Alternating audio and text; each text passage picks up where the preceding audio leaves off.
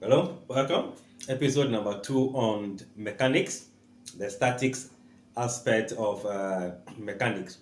In this episode, we want to continue from where we end off from the first episode on frictional force or force of friction or just friction.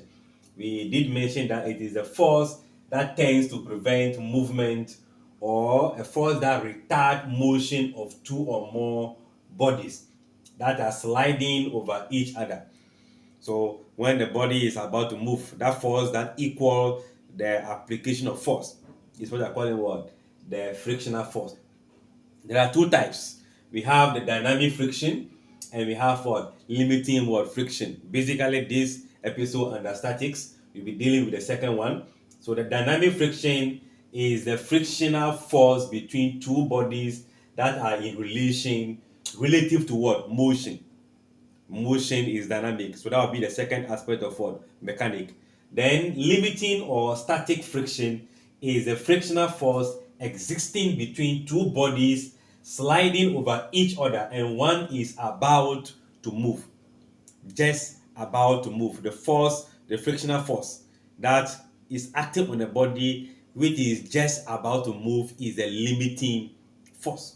And if we take a body, let's take a block on a horizontal surface, the block in here, if a force is applied either by a push or a pull, the force is going, let's say in this way, I am going to the right direction, or let's go into the east. Then there will be a force preventing the movement of the block, which will be moving towards the west. That force is what they're calling the friction. It is the force that help us to walk, or better still, that prevent smooth movement. So as you apply small force, the frictional force will apply to it to equal to what you have applied. Then the body remain at rest. When you increase the force you are applying, then frictional force will also increase. So when you increase this, when the force applied become more, that the frictional force has reached its maximum point, then it stay there. That will cause this to move. But the moment the frictional force reach the maximum, which is equal to the force you are applying to it, the body is still at rest. That means the body is at what? Equilibrium.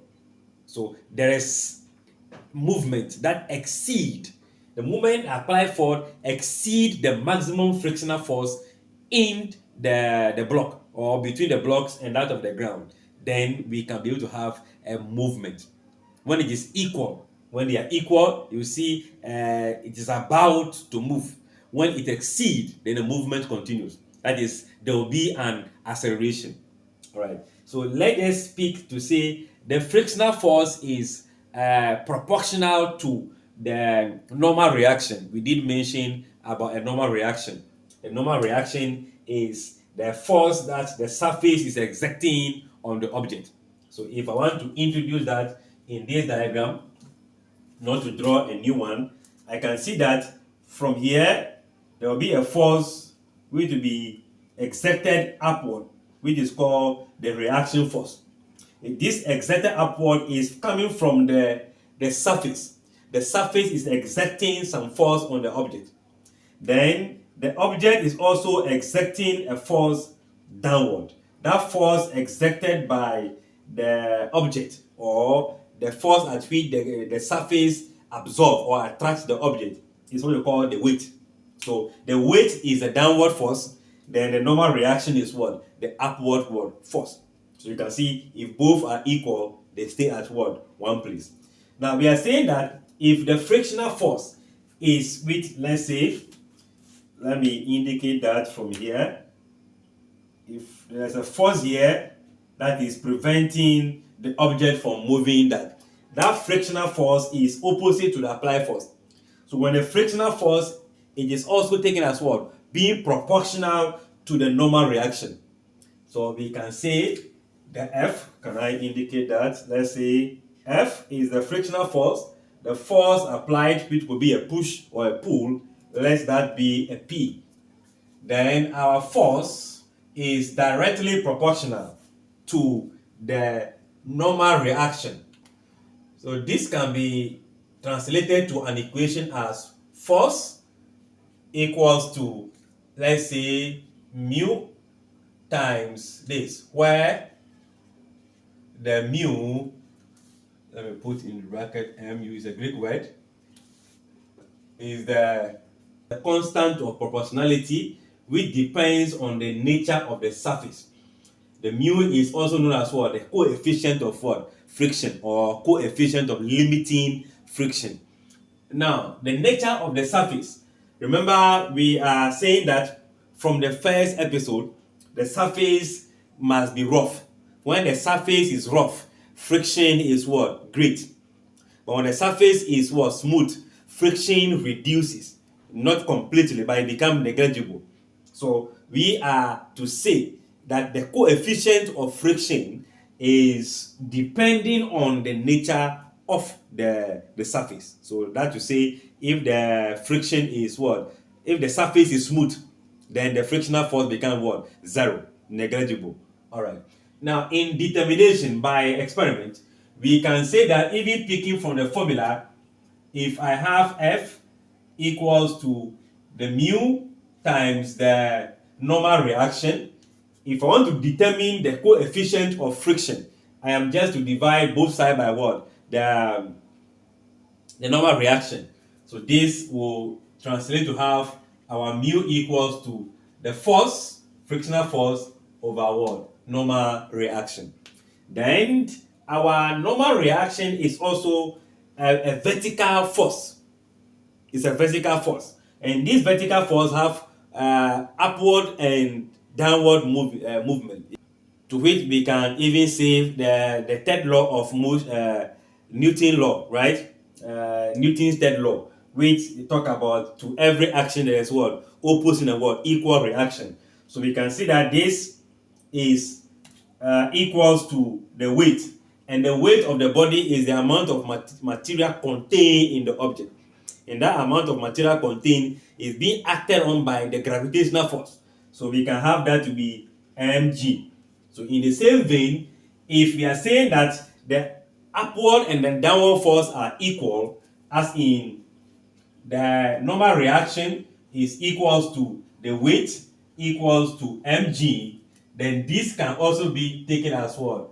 F divided by what? Mg. So the coefficient of friction can be calculated by the force or the frictional force divided by the R, which is equals to the frictional force or the force applied. Remember, these forces are also horizontal forces. This is to the right, to the left, the east, the west, equal and opposite reaction. So our force F could also be equal to this if the body is at what? Rest.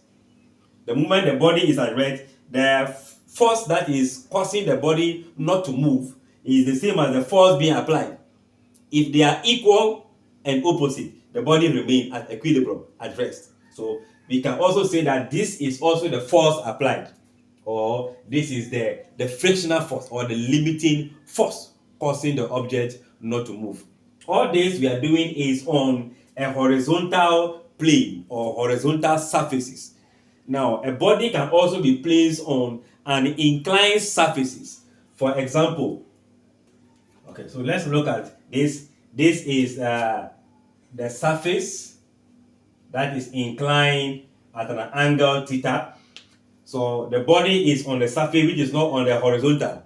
So when the body is here and we are raising it, we can see that it was horizontal, just like this. So as we are lifting the body up, the center of gravity is shifting. As is the force, the weight which act on the body at the central part of it will be shifting in connection with the inclined angle. So as this increases, the angle here will be the same as the angle between the weight and the opposite reaction of the normal. You know, the normal is always perpendicular to the surface on which the object is placed. So you can see the upward movement and downward movement must always be perpendicular to the surface. All right, this is the friction preventing it from falling. In this case, the friction will prevent it from falling. Then when there's a force, there's a particular force here which is applied for them to be equal, to keep the body still on the inclined place without moving. All right. Now we want to know the value of this force. Already we know it is equals to that force if there is no movement. Then the normal reaction is no more in the opposite direction with the weight. So we need to know their values. Let's see. This is upward, downward, equal, the same. This is different. This is a right angle. So let's just say I'm going to put this is the weight. So let's use W. It is invisible to see, but we are going to derive that. Then look at this line, which is parallel to the surface, is also parallel to this. So this line is also equal to that line. So if I'm looking at this as the force, let me use the force P, then I will also say that this is P. Then if this is the line which is also is that the opposite, vertical opposite to the normal reaction, I can label that also as what? Normal reaction. Now let's see. So this angle here is opposite to the P here and hypotenuse adjacent. So if in case the weight is given and I'm asked to find the force, the weight of the body is given, and I'm asked to find the force, this force P, it means I have only the W and P to work with. I don't need to work with the normal reaction. So in taking this force being parallel and this parallel, we are working with only W and P. So I'll be working with the opposite side and the hypotenuse. So I am working with so, right? So I'll be saying that the sine of the angle theta is equal to the opposite side P over the hypotenuse, which is what? W. And I can make P the subject here by cross multiplying to have what? W times what? Sine what? Theta. Meaning if I'm looking for P, this P is just nothing but, let me write it here, the W, which is also the same as what? Mg, right away from here. I can have my Mg multiplying the sine of the angle theta. I'm looking for a force that is enough to keep the body from sliding down. If I'm looking for that force that is enough to keep the body from sliding down, it's going to be the weight times the sine of the angle inclined. All right. Then in the case whereby the weight is given, the angle is given, and I am asked to find the normal reaction that is keeping the body from sliding down, the normal reaction of the block. Then the normal reaction means that I'll be ignoring the P side and focus on the H and the what? The R and that of W. So it means I am focusing on the adjacent side and the hypotenuse, which will be making use of what? Cos. So cos of the angle equals to the adjacent side divided by what? The hypotenuse. K, right? If you cross multiply, your normal reaction becomes W cos what? Theta. Meaning the normal reaction here is also going to be equals to mg cos what? Theta. I don't know if you are getting the concept. We are dealing with two concepts here. Let me clean what leads us to that place. You see, we are having two things here. We are having a force that is parallel, which is parallel to the surface, which is the F, and this, the opposite one. We also have a force that is perpendicular to the surface. This is the normal reaction and the downward part. So the downward part is perpendicular to the surface. The normal reaction is also perpendicular. It is equal and opposite at the point that they are at equilibrium. So this is equal to this. Then it is making use of this because of the weight which is acting at the central part of the object, which is the gravity, the center of gravity, acting downward. This is what we have. So if I am looking for a force that is enough to keep the body at equilibrium, that is to keep the body from sliding down, that force is going to be mg sine theta. Then that is also parallel to the surface. All right. Then bear in mind this is a rough surface. The moment it is smooth surface, then frictional force becomes what? 0. This will move down. Then if I'm looking for a force perpendicular to the surface, which is also going to be the normal reaction, it is going to be the, how do you call it? mg cos what? Theta. So F is equal to this, then R is equal to this. So what are we doing? We are talking about the coefficient of what? Friction. What is it? Coefficient of friction. If I want to find the coefficient of friction here, that is keeping the body from sliding, then I need to remember what I have here. This. I need to remember this. I need to remember this also. That if I am saying that the force, so our mu will be equals to the force over the normal reaction. And what is the force in this case? The force is what? mg, let me use W for a short form, sine theta over the normal reaction, which is also going to be W cos what? Theta.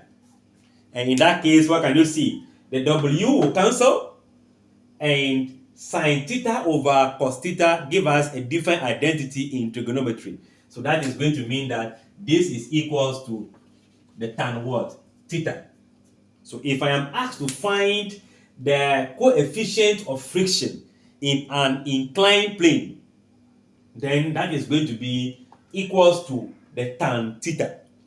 Just the angle, the tan of the angle.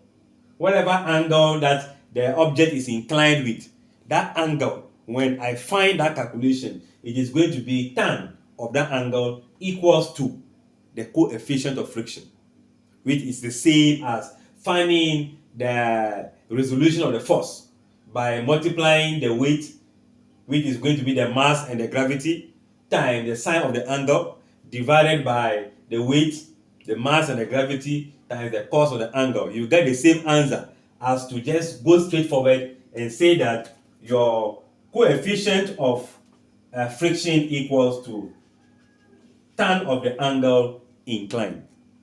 All right. Now, this is in a point where the force is sliding down, or any force which is in there keeping the body not from moving. There are times whereby we also need a force which will be applied. If you are pushing it against, then the moment you are pushing this up, the friction have to move in the opposite direction. To keep this in, if it is not a pull, but a push, I am pushing this object. As I am pushing it to go, there should be a force preventing it from moving upward.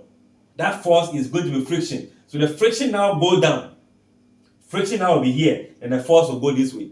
If it's the pull, then normally the pull will be here, friction will go down. All right, I think in other cases whereby the force applied is not horizontal, when I say horizontal, is not parallel to the surface, but rather it is towards. If we apply it in an angle to the horizontal, that is also having a different calculation to take effect. I'm sure the video is getting too long. I would have loved to add some examples to explain the concept, but we are about 20 minutes. I will have to end this here and pick the other aspects where we discuss the equilibrium of object on a horizontal surface and that of an incline. This and this will still come into play. Then we pick questions to buttress that point. Don't forget to come back to the episode 3. Share this video with your colleagues. Then keep us abreast with your comment.